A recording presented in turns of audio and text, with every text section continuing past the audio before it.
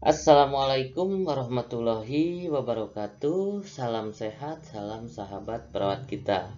Sahabat perawat kita, kali ini kita akan bahas tentang penyakit gula atau bahasa medisnya diabetes mellitus. Marilah kita simak penjelasannya. Apa itu penyakit DM? Diabetes mellitus sering juga disebut dengan penyakit kencing manis. Penyakit ini menyebabkan tubuh penderita tidak bisa mengendalikan tingkat gula atau glukosa dalam darah. Jadi sahabat perawat kita yang disebut diabetes mellitus atau DM ya atau kencing manis itu kadar gula di dalam darahnya terlalu tinggi ya. Ini ada batasan tentang diabetes mellitus ya, antara yang normal sampai dengan yang disebut diabetes. Normalnya itu dalam keadaan puasa itu 100 mg per dl atau kalau dalam keadaan tidak puasa di antara kurang dari 140. Kemudian kalau yang disebut dengan tingkat kehati-hatian nih sebelum diabetes ya, itu rentan untuk terjadi diabetes kalau keadaan puasa di bawah 126 atau di atas 100 ya, atau di bawah 200 atau di atas 140. Tapi ini masih belum dikatakan diabetes, sahabat perawat kita. Ini hanya batas normal saja sebetulnya ya, tapi ada tingkat kehati-hatian, ada resiko untuk terjadinya diabetes. Tetapi kalau yang disebut diabetes itu lebih dari 200 ya mg per dl itu dalam keadaan tidak puasa ya, atau 2 jam setelah puasa, atau di atas 126 mg per dl jika dalam keadaan puasa. Itu disebut dengan diabetes mellitus. Jenis diabetes mellitus ada 3 jenis, sahabat perawat kita. Ada diabetes tipe 1 yang sering disebut dengan diabetes basah.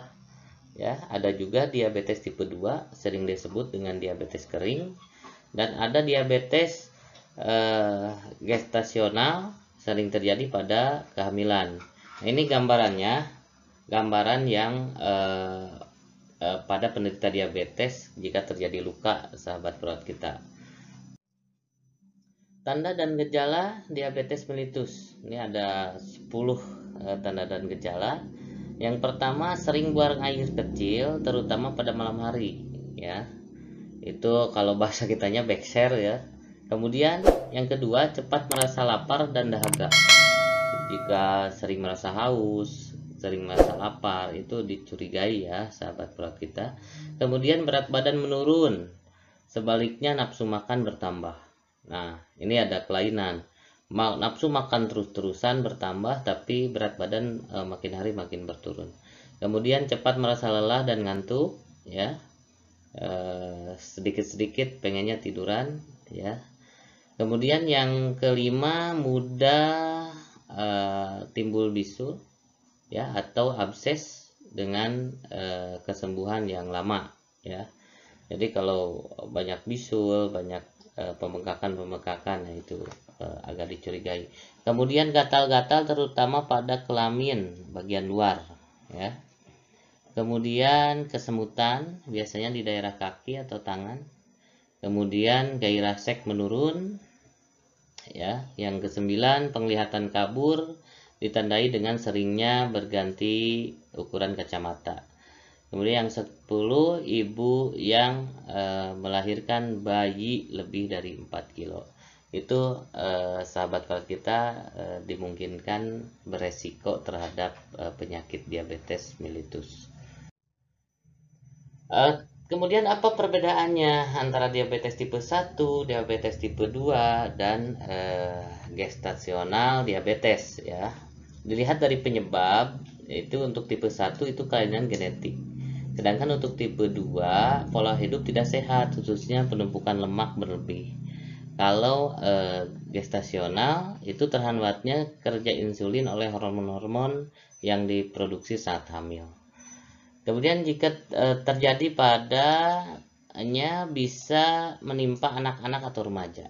Sementara untuk tipe 2, orang dengan pola hidup tidak sehat orang dengan obesitas atau kegemukan punya resiko lebih tinggi karena diabetes tipe 2. Fakta 90% penderita diabetes tipe 2 mengalami obesitas. Sementara untuk gestasional, ibu pada masa kehamilan biasanya terjadi pada masa kehamilan 24 minggu.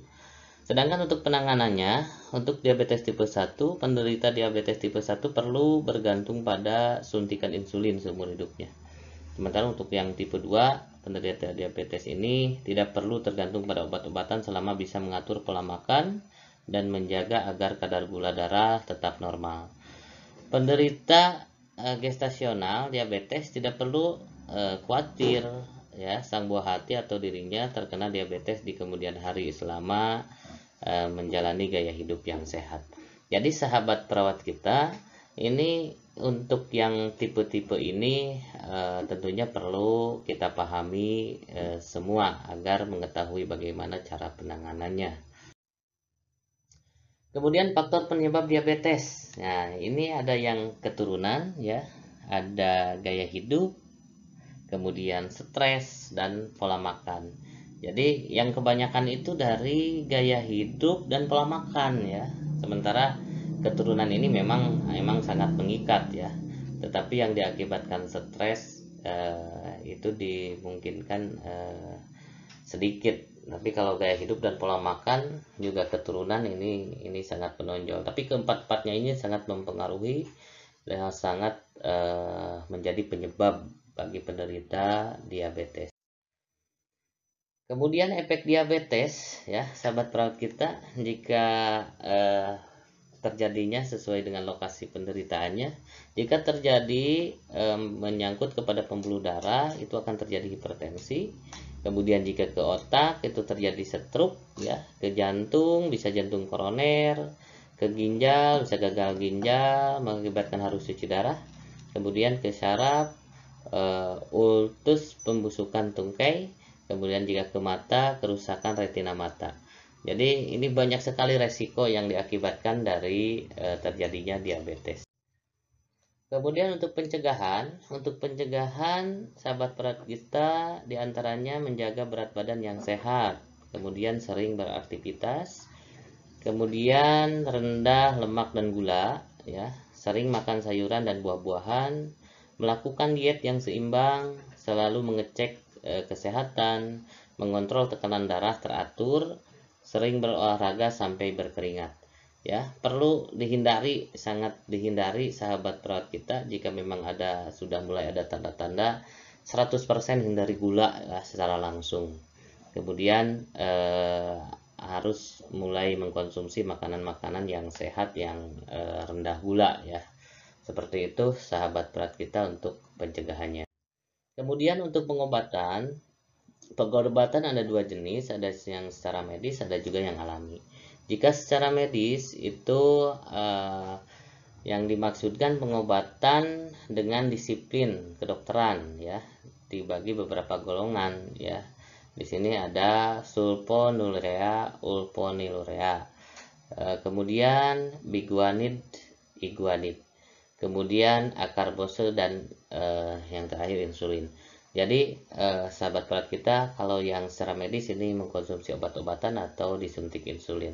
Kemudian untuk pengobatan yang alami bisa memakan sayur-sayuran yang memang dapat menurunkan kadar gula. Di antaranya buncis, mengkudu, pare, brotowali, ginseng, dan kayu manis. Ya, itu sahabat perawat kita, hati-hati dengan penyakit gula karena pada saat ini tingkat kejadian yang mengalami penyakit diabetes sangat tinggi di Indonesia. Ya, selalu hidup sehat, selalu berolahraga, selalu bergaya hidup yang sehat, yang normal.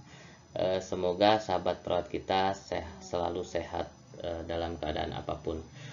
Demikian informasi yang kami sampaikan tentang diabetes mellitus.